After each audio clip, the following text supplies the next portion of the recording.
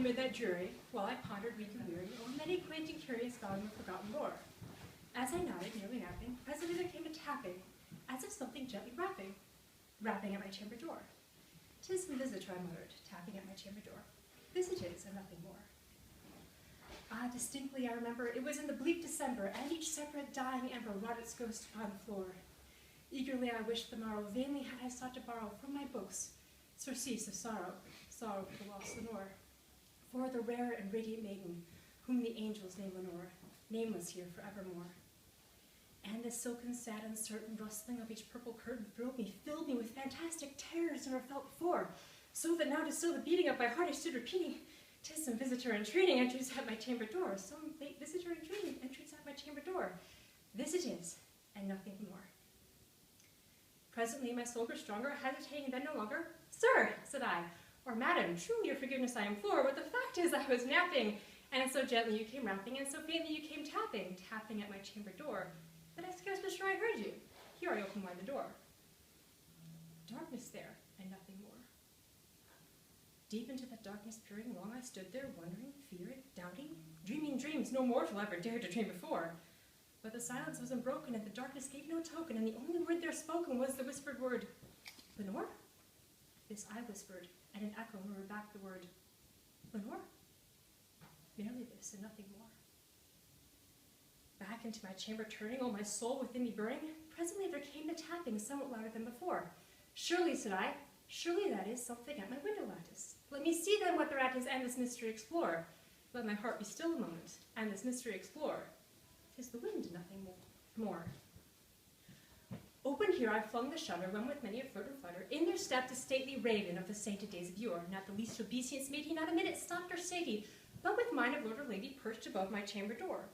Perched upon a bust of Pallas, just above my chamber door, perched and sat, and nothing more. Then this ebony bird beguiling my sad fancy to smiling by the strange and stern decorum of the countenance it wore. "Though thy crest be short and shaven, thou," I said, "art sure no craven, ghastly grim and ancient raven, wandering for the nightly shore. Tell me what thy lordly name is, on the night's Plutonian shore." Quoth the raven, "Nevermore." Much I marveled this and gamely followed to hear discourse so plainly, though its answer little meaning, little relevancy bore. For we cannot help agreeing that no living human being ever yet was blessed with seeing, bird above his chamber door, bird or beast upon the sculpted bust above his chamber door, with such a name as Nevermore. But the raven, sitting lonely on the placid bust, spoke only that one word, as if his soul in that one word he did outpour. Nothing further than he uttered, not a farther than he fluttered, till I scarcely more than muttered, "Other friends have flown before. On the morrow he will leave me, as my hopes have flown before." Then the bird said, "Nevermore."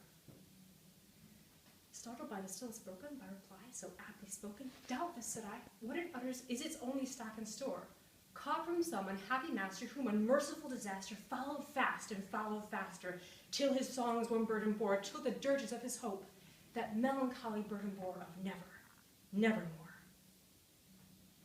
But the raven, still beguiling all my sad soul into smiling, straight I wheeled a cushioned seat in front of bird and bust and door.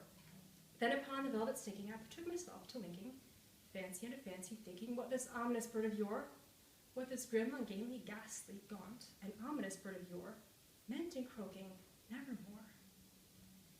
This I sat, engaged in guessing, but no syllable expressing to the bird whose fiery eyes now burned into my bosom's core.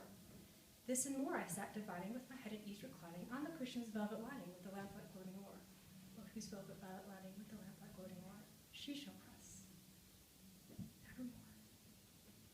Then methought the air grew denser, perfumed by an unseen censer, swung by seraphim whose footfalls tinkled on the tufted floor. "Wretch!" I cried, "thy God had loved thee, by these angels he had sent thee respite and nepenthe from thy memories of Lenore. Quaff, oh quaff this kind nepenthe, and forget this lost Lenore." Quoth the raven, "Nevermore." "Prophet," said I, "thing of evil, prophet still of bird or devil, whether tent or center, whether tempest tossed thee here ashore, desolate yet all undaunted on this desert land, enchanted on this home by a horror haunted, tell me truly, I implore, is there balm in Gilead? Tell me, I implore." Quoth the raven, "Nevermore." "Prophet," said I, Then we go, prophet still of bird or devil, by the heavens that bend above us, by that God we brought the door, until this soul with sorrow laden, if within that distant Eden it shall clasp a sainted maiden, whom the angels name Lenore, clasp a rare and radiant maiden, whom the angels name Lenore. Quoth the raven, nevermore.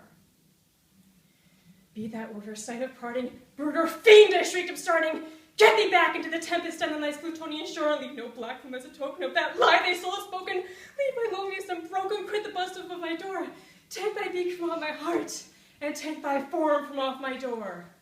Quoth the raven, nevermore. And the raven, ever flitting, still a sitting, upon the busted palace up above my chamber door, and his eyes have all the seeming of the demons that is dreaming, and the lamplight of him streaming throws his shadow on the floor. And my soul from out that shadow that lies floating on the floor shall be lifted, nevermore.